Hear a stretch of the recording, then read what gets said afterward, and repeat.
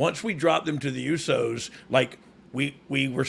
They were still booking us, you know what I mean? Because it was like, oh, and so I went to Hunter and Vince both and said, I can't do this anymore. I felt like I was slowing people down in the ring, and I can't think of another word. It disgusted me.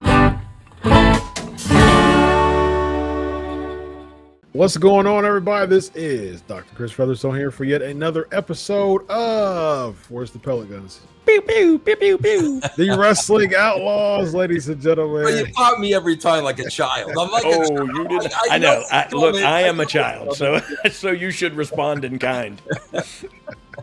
We have Hall of Famer Road Dogg Brian James in the building. We have former WCW World Heavyweight Champion Vince Russo in the building. Both of those are heresy, by the way.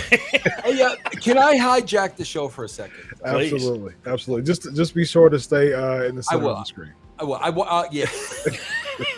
Brian, I want to ask you a question. Okay. I know Brian, and listen, bro. I worked with two different types of wrestlers, and so did Brian. Okay. There are the marks in the ring. And then there are the old school wrestlers that are all about business and money. And okay, you want me to do what? And when am I getting paid for that? I would put Brian in that category. Yeah. Brian was all business, without a shadow of a doubt. With that being said, Brian, we had a discussion, Chris and I earlier, and I've had this discussion with Disco and a few other people, okay? You know how the WWE, likes to keep going back to the well, whether numbers are down or whatever. Call Bill, call Trish, call this one, call that one. I want to ask you a question. This is just personal for you. You don't need the money. It's not a matter of dollars and cents, because at the end of the day, bro, if you need the money, do it. 1,000%. Go back and do it. But say, Brian, you don't need the money. Everything's cool. You saved your money. You're set. Say years down the road, you and Billy become that guy. We're gonna bring back the New Age Outlaws. Yeah. Call them for WrestleMania, 2026. We're gonna call back the New Age. Bro, I gotta ask you a question. Not needing the money. Is legacy important to you? Like, in other words, what you accomplished in your career. When people say New Age Outlaws and Road Dogg, there's a picture of you immediately, and we remember the promo. But now when you come back in later years, let's face it, you're older, you're slower, how important is legacy to you? Like I said, you don't need the money. You're well off. But they keep wanting you to bring. How important is legacy to you? And even before you answer that, Brian, to even add another layer to that, every time you come back, you lose. Like you're booked to lose every time you come back. Yeah. Well, look, funny you said that, because I wouldn't have to be booked that way. If they're bringing me back, I would say, please let me do the honors for somebody that we're trying to, do something with. But it's funny that you brought this up, because look, I went to, in 2014, me and Billy had that little run, and the idea the whole time was to get the titles and then drop them to the Usos, and that was the idea. Once we dropped them to the Usos, like we were. They were still booking us, you know what I mean? Because it was like, oh, and so I went to Hunter and Vince both and said, I can't do this anymore. I felt like I was slowing people down in the ring, and I can't think of another word. It disgusted me. It was, you know what I mean? It was like, oh God, don't be that. Don't do that. Don't be that guy. And so almost that supersedes the legacy part, because you're right. I chased a dream. I don't know if there's such thing as legacy in professional wrestling. I mean, let's be honest with each other. But do people remember me? Will people remember me? Yeah, I chased a dream and I grabbed it, and I got to do it on a big level. And so, mission accomplished. Now I don't want to do that anymore. You know what I mean? Brian, what do you think is the difference? Because man, I always think about these things. What do you think is the difference between now somebody like you, and bro, you're an extreme case, because this is generations and this is in the blood with the Armstrongs. Yeah. But what do you think is the difference between somebody like you? I I did it. It's in my rearview mirror. Now I'm moving on to that wrestler that just needs that spotlight.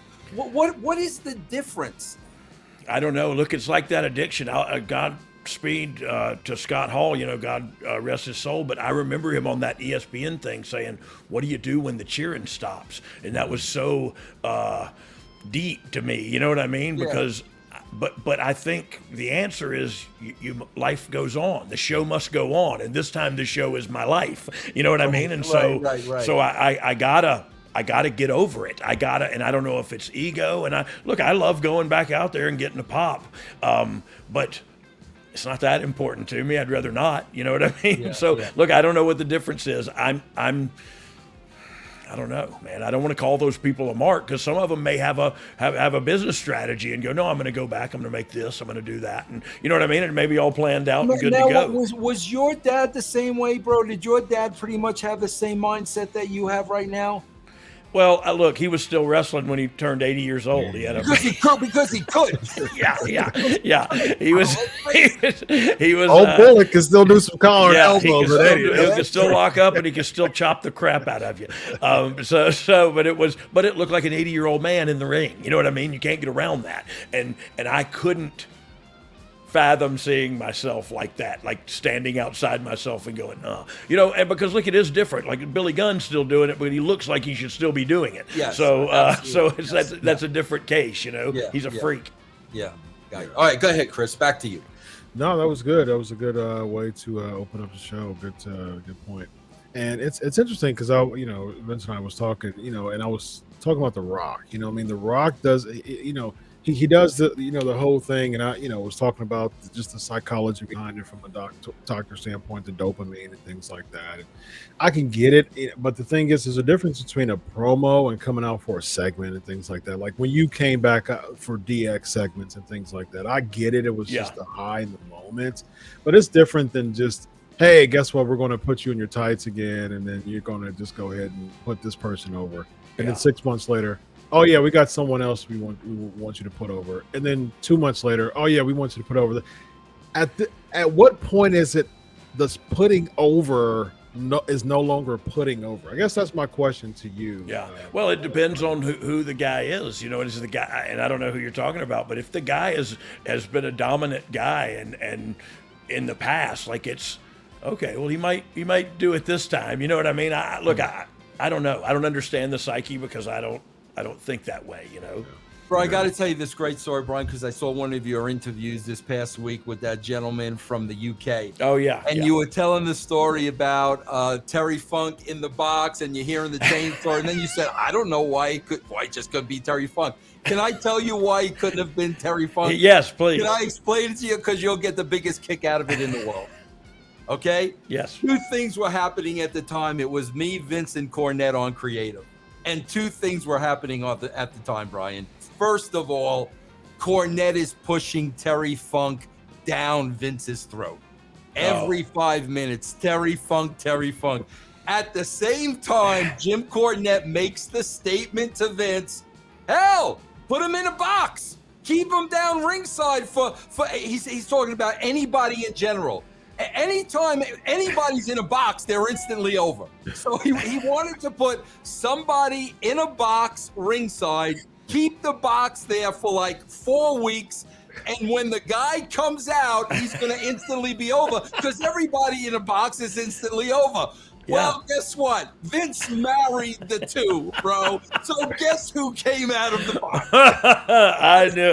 Oh, believe you me, there was no doubt really why he was Chainsaw Charlie. And the thing about it was poor Terry had nothing to do with it, bro. Oh, yeah. Absolutely. Yeah, But Vince was like, okay, you want Terry? You want a guy coming out of a box? No problem, man.